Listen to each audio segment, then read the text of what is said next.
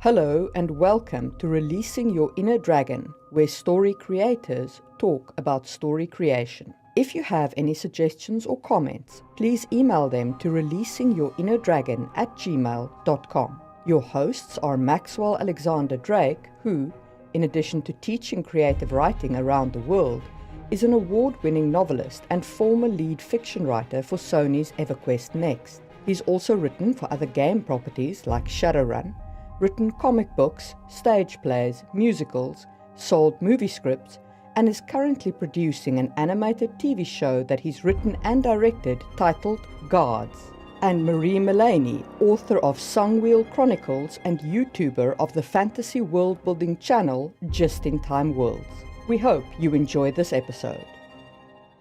Okay, so today we are going to talk about magical items in fantasy writing. We are actually on opposite ends of the scale on this, Drake and I. On some aspects. Yeah, it's okay, in some aspects. I like including esoteric items and items that I feel tie back to theming. Drake prefers? I have always gravitated to magic systems and magic worlds, and that's why I write these, where the magic is more a science. It's more just an element of the world, and it's not fantastical. So I don't have Excalibur, even though in Theme Folly, one of the characters is Excalibur. So, yes, he is Excalibur, but that's because it's a dick and fart joke comedy show. But I don't normally do that. I don't normally do these one-off magic items like Lord of the Rings, the ring.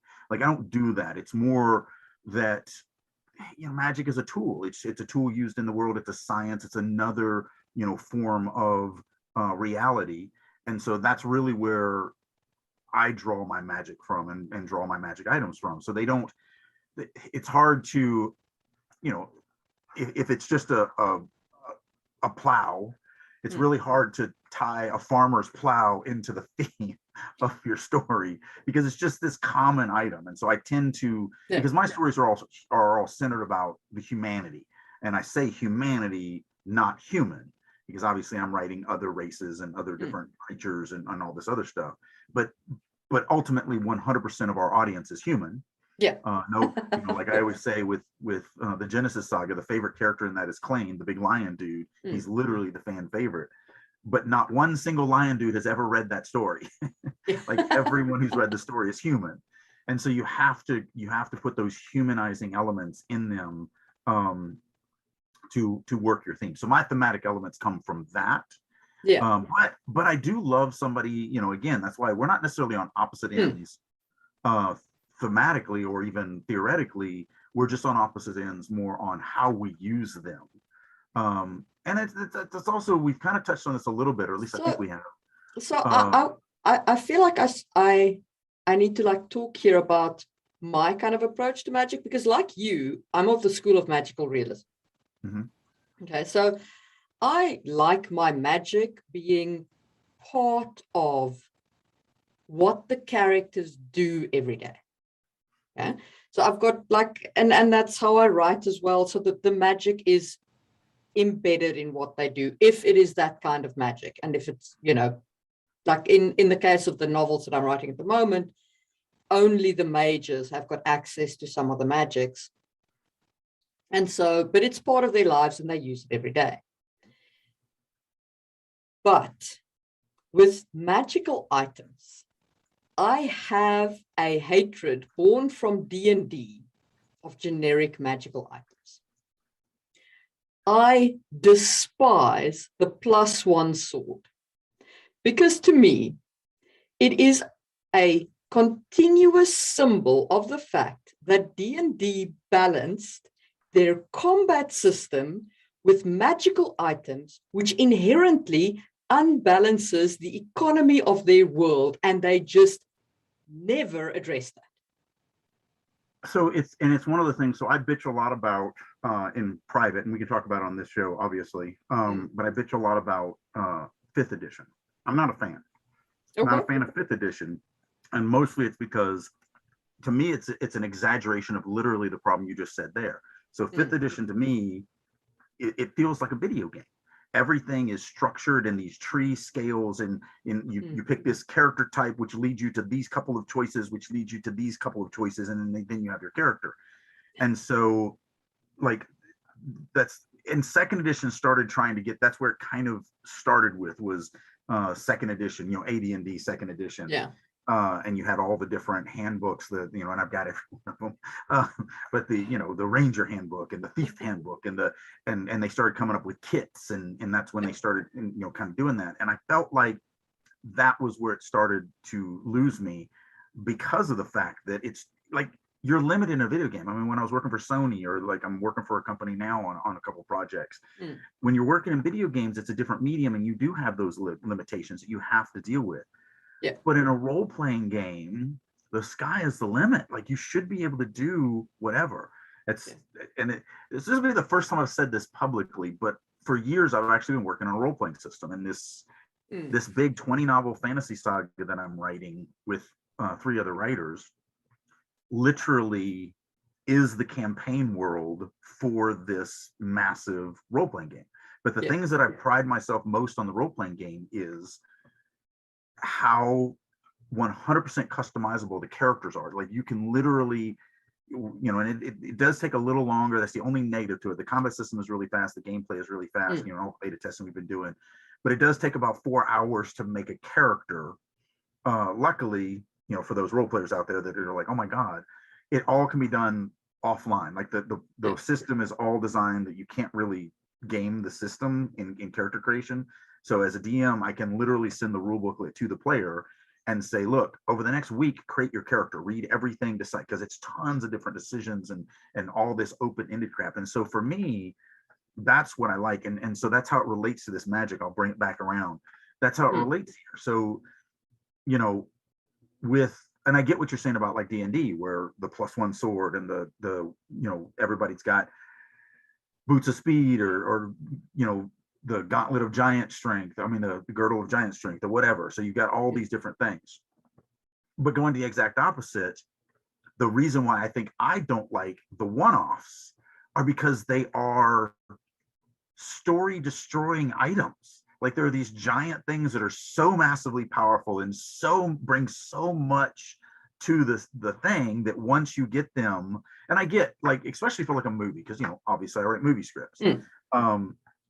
When you're very limited on time, so like, just look at Arnold Schwarzenegger's the Mars one. What was it called? Total Recall.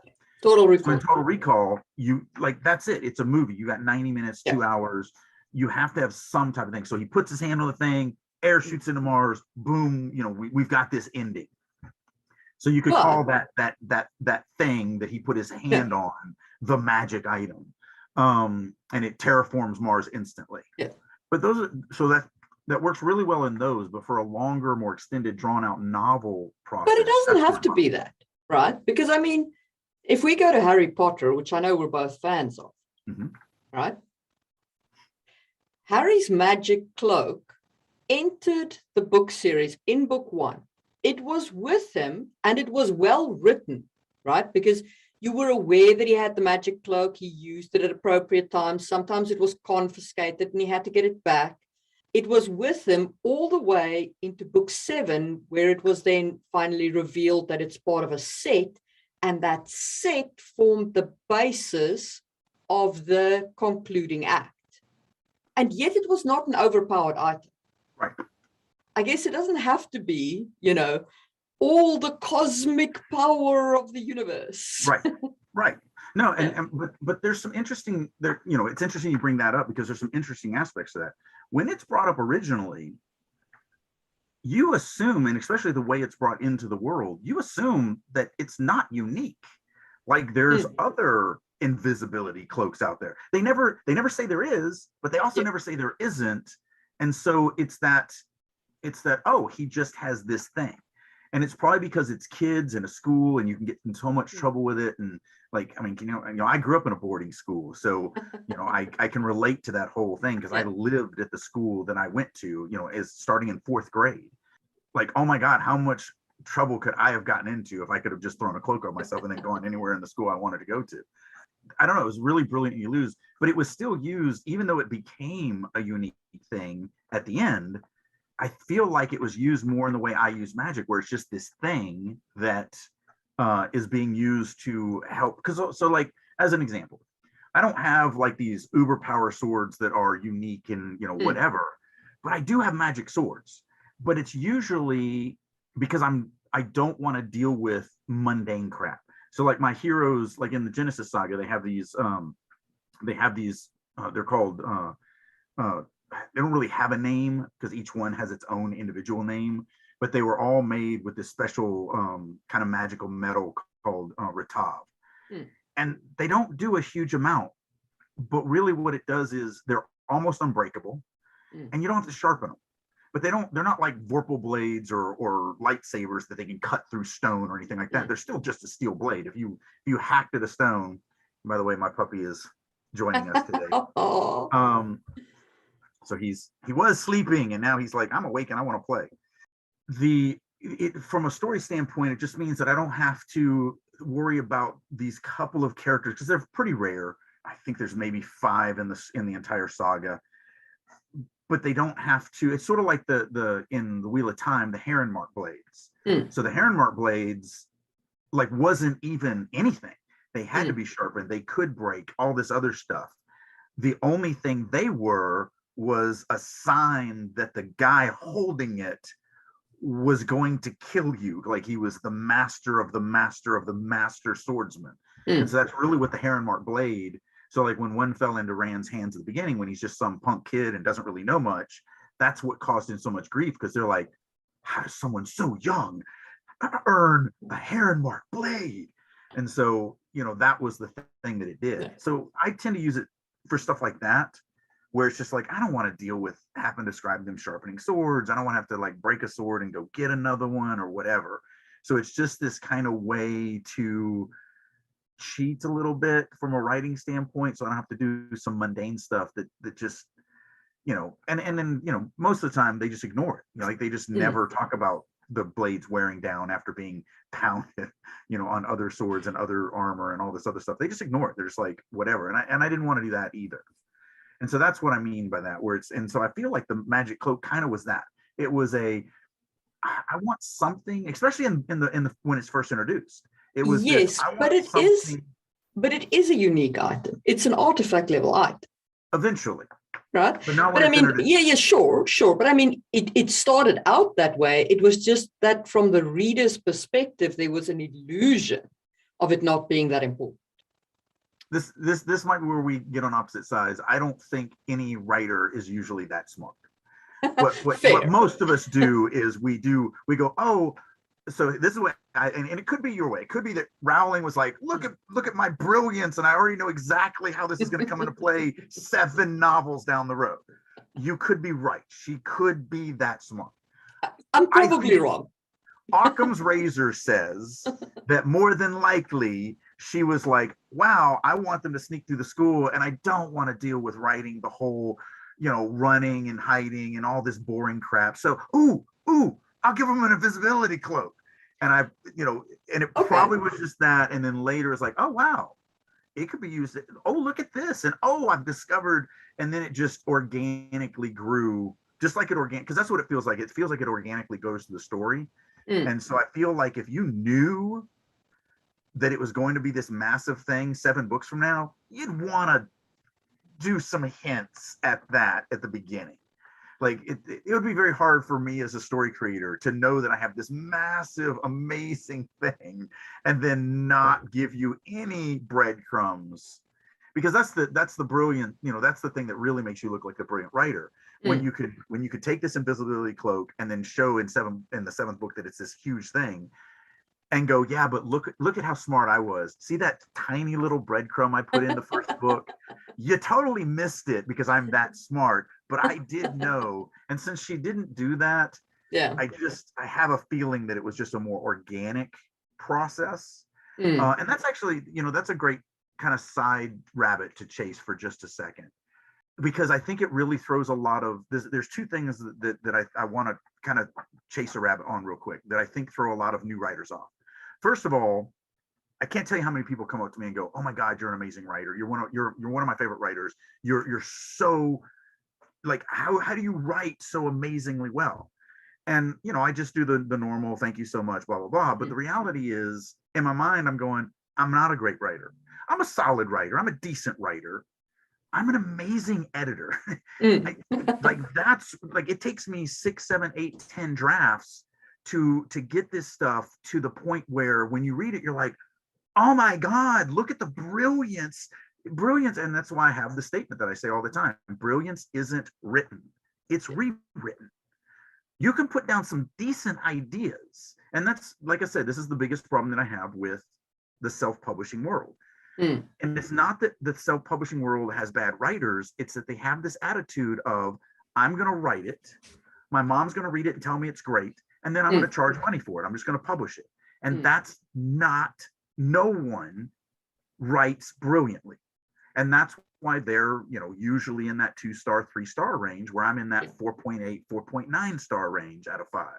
And it's because I spent the effort, the months and months and months of going through it 6, 8, 10, sometimes 15 times to get those chapters exactly the way I want them to be, with all of the pertinence and all of the different ways of thinking. So that's one of the things that writers fall into. They get frustrated because they think they're not good enough. They're like, they puke words on the page and they reread it and they go, well, this is all garbage. Yeah, mine is too when I puke it on the page. Like, don't worry about that. That's not the hardest thing, is just getting it on the page. Now edit it and edit it and edit it and edit it, and eventually it will, it's called polishing the turd. You'll polish that turd to this beautiful golden shine. But the second thing is that I think a lot of new writers fall into is exactly kind of what we just talked about here with the magic cloak. They feel if they don't figure out everything, that they just don't even want to use it. So they'll be like, oh, I don't want to use this, magic cloak. And then they're just like, well, that's just tried and it's been used before and I don't want to do it. And they don't give themselves that opportunity to expand upon it, just throw it. I throw in stuff all the time. Like, it's one of the, now that I'm writing this one story with 3 writers, with 3 other writers, there's 4 of us writing. And they are all proteges of mine. So they've all been through my training. They've all been, my personal assistants at one time or another or whatever. So we're really good friends. We're really close. But it's so funny because, like, they'll read stuff in my story that I've just thrown in there, but I haven't even defined. I don't even know where it's going. Like, there's, in this one story, the character, so he's the prince of this empire. And this, in the story, you don't know that. You think he's just this ranger in training. He's not treated well. He's just this nobody, low rank. He has to listen to everybody else, do what everyone else tells him. He's just a buck private. And so all that happens, and he ends up with this farmer, and the farmer doesn't matter because the farmer is even lower. So even though he's a ranger in training, the farmer is still deferring to him as this, he calls him master. And he's like, no. I mean, he's like, just call me Latimus. And so he doesn't think about it because that's his name. But everyone, even though in this fantasy world, no one maybe knows what the prince looks like, they've probably heard the prince's name is Latimus. And so he says, just call me Latimus. And the farmer goes, ooh. And he goes, yeah, no, that was just one of my mother's favorite names. Like, he plays it off like I'm not who you think I am. But then I drop this line in after it when he says, no, it's just one of my mother's favorite names. The next line is, memories of his mother welled up inside of him, and he pushed them down before sadness overtook him, or whatever I wrote. It wasn't exactly like that, but whatever it was. I don't know who this guy's mother is. I hadn't even thought about it. I didn't know if his mother was alive or dead. Obviously now she's dead because I just put this, or it has something horrible. Maybe she's in, dire straits or whatever. I don't know. But one of the authors commented on it. They were like, oh, you've already fleshed out his mom. I'm like, no, not yet. Like, I'll figure it out later. Like, it's not that big of a deal to me because it's still about the humanizing thing. So everyone has a mother. Everyone understands grief. When you lose a mother, you've either lost a mother or people have lost mothers. Like, that's a very humanizing thematic element. So I wanted him, because we've already fleshed out his dad. We know everything about the emperor, but we never talked about the mother. Is the mother alive? Where the mother's at? It was just this blank thing. And so when I'm now in the writing, I'm like, yeah, she's dead. Like, and I know that she's dead because I'm going to put this little pain here. and we'll explore it later. We'll figure it out later, how that actually is going to impact the story and how that's going to impact him. So it's the same thing with magic items.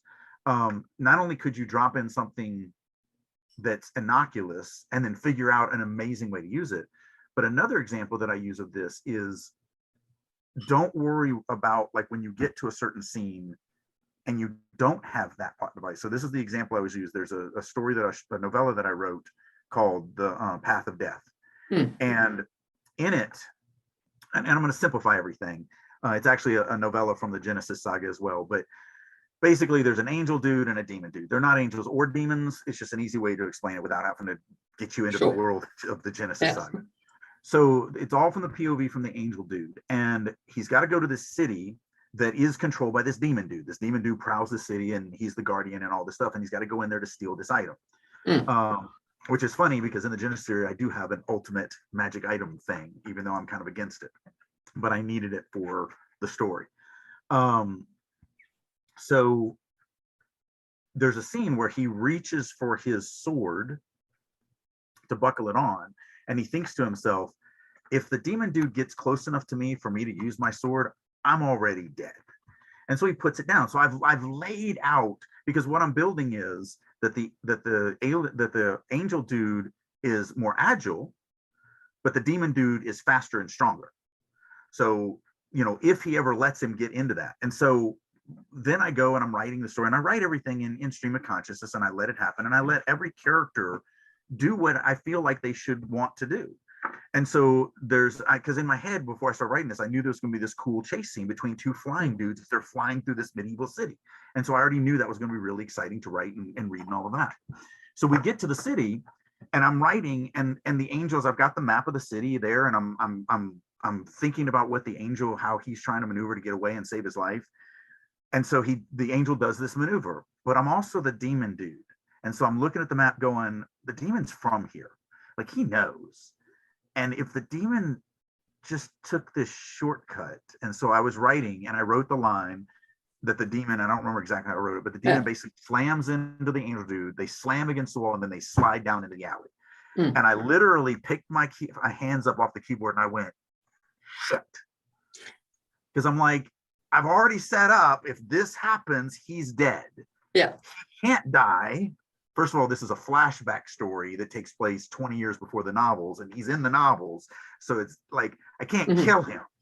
And so then I'm like, well, what do? I don't like whatever. And so I actually came up with this magic item. It was these two bracelets that had a charge of lightning, electricity, basically.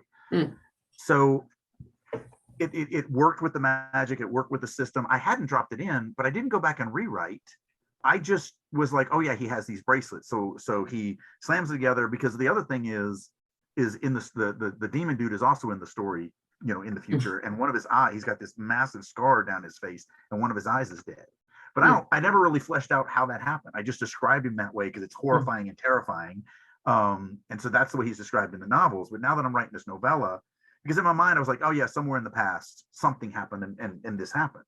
And I'm like, this is that moment. Like, and that's what kind of gave me the idea of the lightning and all that. So he uses these bracelets, he hits the demon in the face with lightning, pops his eyeball, makes this horrendous scar on his face, which allows him to limp away and survive the encounter. It doesn't kill the demon dude, doesn't kill him. And then all I had to do was, when I went through the editing mode, I had to start looking, because you can't just have a plot device happen.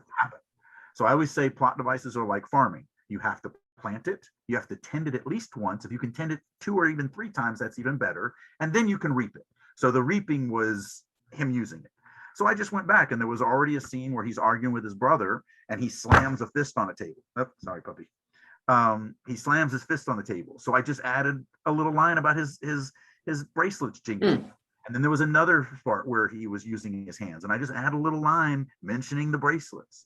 And so, I just look for these organic spots. So when you read it, it looks like I was a genius and knew all about these bracelets from the beginning to the time it's used and all this stuff, but I'm not. It's about understanding that in the writing stage, it's all organic. You can add things, take things away, move things, edit things, do all sorts of crazy stuff that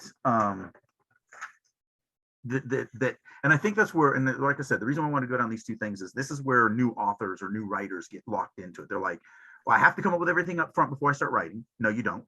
And the other thing is I have to write beautifully on the first draft. No, you don't. I don't. Those are two things that are just impossible. It's not possible. And again, maybe Rowling did do it. I don't know. By the time that I pushed the Hidden Blade up to KDP, I had written it. I had done the first edit. It had gone to the betas. It came back with a lot of commentary, including, you have got to kill the 20 pages of history the thing starts with, because it started with 20 pages of history originally.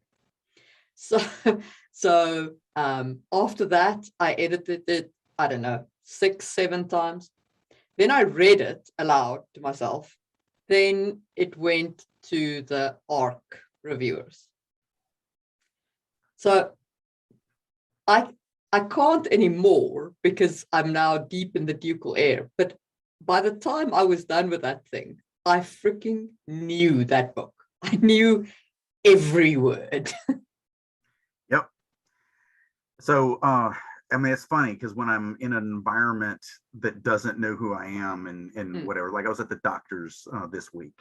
And so they don't know, first of all, they have my real name, not my professional name. I keep the two very separate and no one even knows my real name. It doesn't even exist on the internet, which is kind of crazy. But so, when they were talking about what you do, and I was like, oh, I'm a novelist. And then, it's always the same thing where they're like, oh man, that sounds like such an interesting job. I've always wondered what that was like. I always say, oh, it's great. It's fantastic. It's one of the best jobs in the world. As long as you can stomach reading the same novel 5 hours a day, 5 days a week for 9 months. Because that's really what it is. So the story that I always tell is when, Farmers and Mercenaries was my first professionally published book. And when I got my author copy, so the publisher has run it through the printer. It hasn't been released yet, but they sent me, my 2 copies for me. I remember I was like, oh my God, my very first professionally published book, I'm going to read it because I'd never read it in book form. And so I sat down in my office and I opened up the cover and I read their, the copyright page and all that, because it was very interesting because it's first time I've really gotten into it, the dedication, all that. And then I got to chapter 1 and I read the first paragraph and I went, oh, right, I've read this a million times. And I was literally like, I'm going to put this down. I'm done. And I was done. Like, I read the copyright page and that was it. Because it's like, oh shit, I've read this so many times. Why am I even looking at this? So I still have, to this day, I've wanted to, and I've started it several times, but I haven't even listened to the audio versions because I didn't record them. There's some, the publisher did all that and all that. And so I get copies. And I'm like, ooh, I'm going to listen to my book. And I'm like, I'm not. I'm really not. Pretty much done with that. So yeah, it's weird. It's a weird kind of thing. But that's the thing. That's what it takes. That's what separates professional writers from amateur writers. Literally, how many drafts you do. And again, it goes back to my favorite quote, which is sitting up over my desk. It's from Michael Crichton. It says, and Michael Crichton, he wrote Westworld and Jurassic Park and all these amazing things. He's one of my favorite, authors back in his day. But it says, books aren't written, they're rewritten, which is a hard pill to swallow. After the 7th rewrite, you realize you still don't have it. Yeah. And it's like, this is from Michael Crichton. Yeah. And that applies very much. And it's not just even magical items. If I think now, so book 1 of my series is basically this adventure fantasy, the self-contained adventure fantasy. Book 2 heads into the heavy politics. And as part of the heavy politics, I wanted to define a means by which my nobles were their rank was visibly distinguished. And I didn't want to use jewelry because Europe was rife with jewelry, and hence fantasy is rife with jewelry. So I was like, let's try for something different. So I defined this item called the noble sash.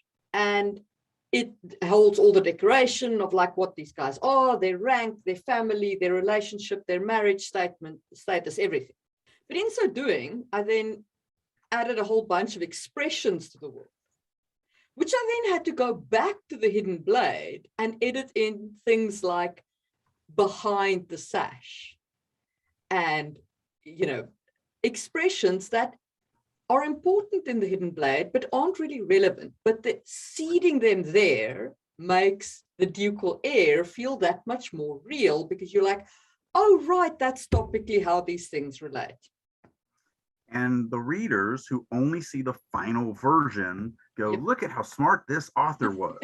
She had all this information front loaded before she even started writing her stuff. But, that's the thing. It's a fallacy.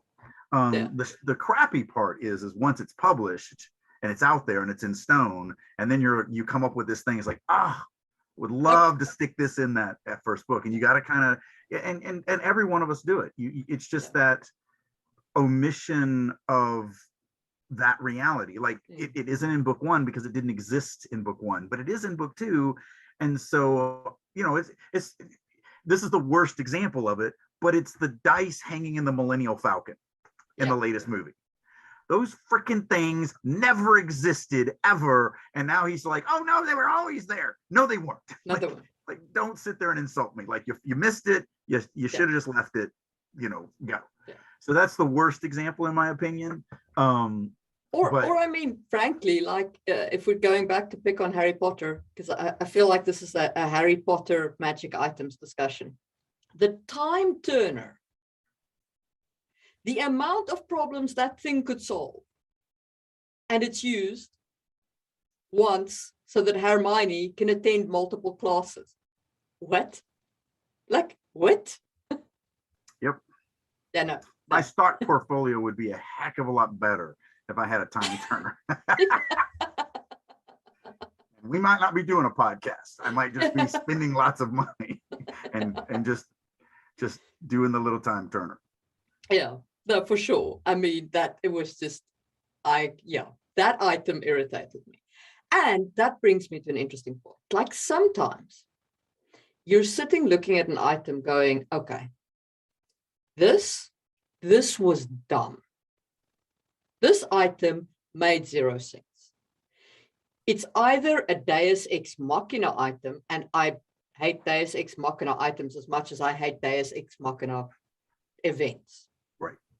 Or it's you, the author, trying to show off to me, the reader, how awesomely cool your imagination is. It's a guided tour of your world, and I ain't touring your world. That's not why I'm reading your book.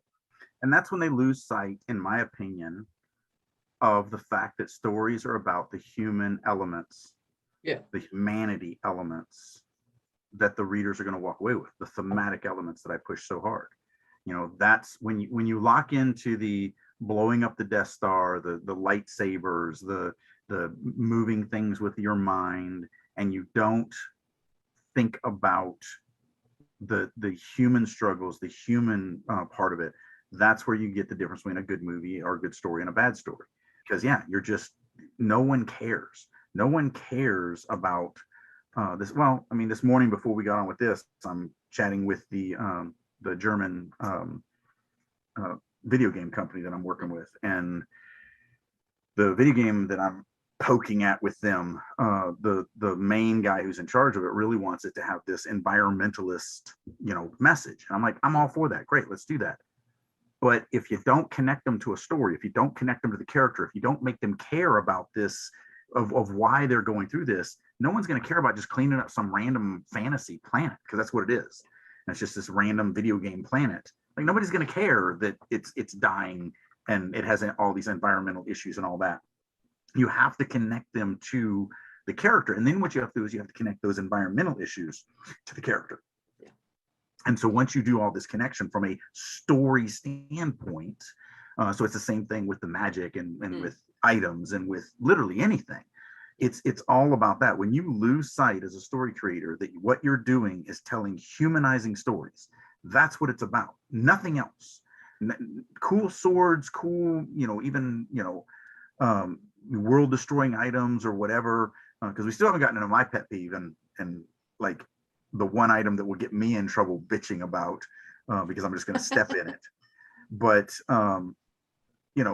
it doesn't, none of that stuff matters. It just doesn't. If you've enjoyed this episode, you will probably like Marie's YouTube channel, Just in Time Worlds, and Drake's courses on creative writing that he offers through Drake U. So make sure to check those out. If you have any suggestions or comments, please email them to releasingyourinnerdragon@gmail.com, and we will be back next week for another episode.